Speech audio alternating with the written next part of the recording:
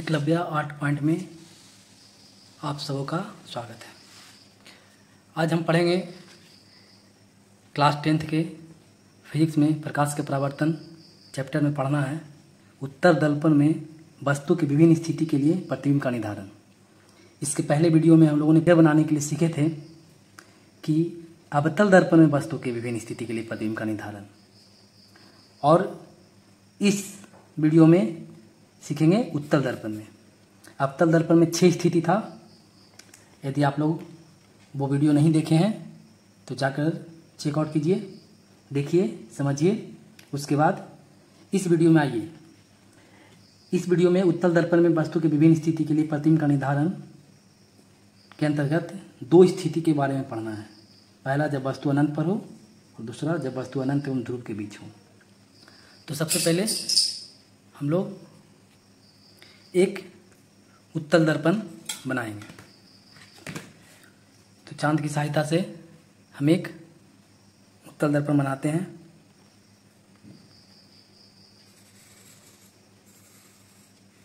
जैसा कि उत्तल दर्पण में जानते ही हैं कि धंसा हुआ भाग ही रचित किया हुआ होता है या क्लय किया हुआ होता है,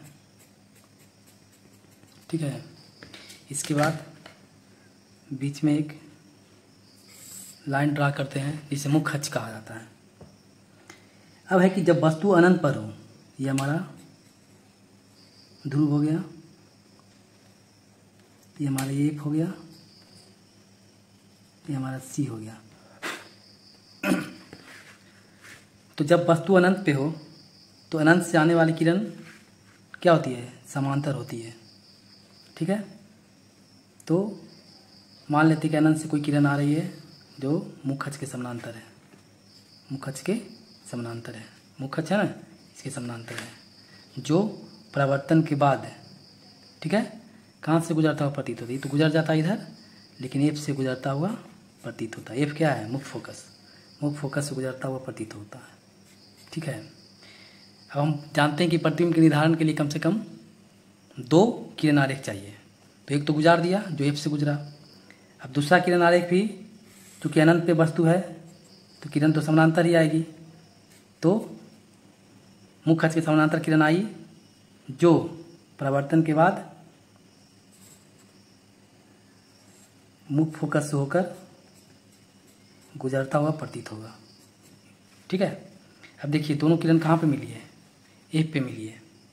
इट मीन्स कि यह जो प्रतिबिंब है वो मुख्य फोकस पर बनेगा, अर्थात कि जब वस्तु अनंत पर हो तो उसका प्रतिबिंब दर्पण के पीछे, देखिए दर्पण है ना, ये दर्पण के पीछे, ठीक है। अर्थात वस्तु के अपोजिट साइड में, इधर वस्तु था, ठीक है, अनंत पर इधर वस्तु था, इसके अपोजिट साइड में अर्थात दर्पण के पीछे मुख्य फोकस पर बनता है। देखिए मुख्य फोकस पर बनता है जो काल्पनिक, चूंकि यह काल्पनिक किरण के मिलने से बना है, इसलिए काल्पनिक, और काल्पनिक प्रतिबिंब हमेशा क्या होता है? सीधा होता है, सीधा तथा वस्तु से बहुत छोटा बनता है, ठीक है।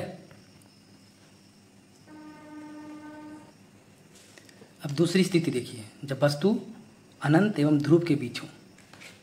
पुनः एक उत्तल दर्पण बनाएंगे। इसके बाद अंदर जो है रचित करेंगे धंसा हुआ भाग को, जैसा कि आप लोग जानते हैं। रचित करने के बाद एक मुख्य अक्ष को ड्रा करेंगे। अब कह रहा है कि जब वस्तु अनंत एवं ध्रुव के बीच हो, ये तो ध्रुव था, इधर अनंत है, ये हमारा क्या है? मान लेते हैं मुख्य फोकस है, ये हमारा वक्रता केंद्र है। क्योंकि वस्तु अनंत एवं ध्रुव के बीच है तो दर्पण की साइड में क्या है? अनंत है। हम मान लेते हैं कि यहाँ पे एक मेरा वस्तु है, ठीक है, ए और बी एक कोई वस्तु है। तो सबसे पहला किरण हम गुजारेंगे मुख्य अक्ष के समानांतर, ठीक है, मुख्य अक्ष के समानांतर जाने वाली किरण, चूंकि यह उत्तल दर्पण है तो मुख्य फोकस से होकर गुजरता हुआ प्रतीत होगा ठीक। और दूसरा किरण गुजारेंगे हम लोग वक्रता केंद्र से, ठीक है।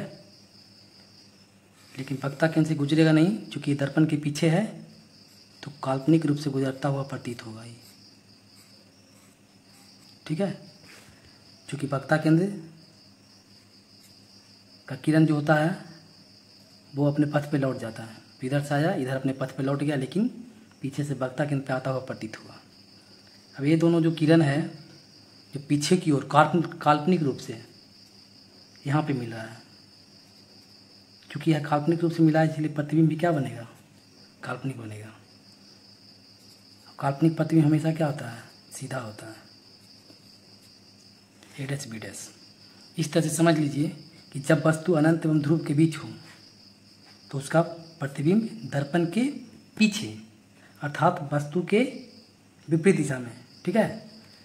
दर्पण के पीछे ध्रुव एवं मुख्य फोकस, देखिए ध्रुव है और ये मुख्य फोकस के बीच बनता है, के बीच में बन रहा है ना ए डैश बी डैश प्रतिबिंब, जो काल्पनिक, ठीक है, काल्पनिक है, सीधा है और वस्तु से छोटा है। देखिए ए बी का आकार बड़ा था, यहाँ ए डैश बी डैश का आकार छोटा है, ठीक है।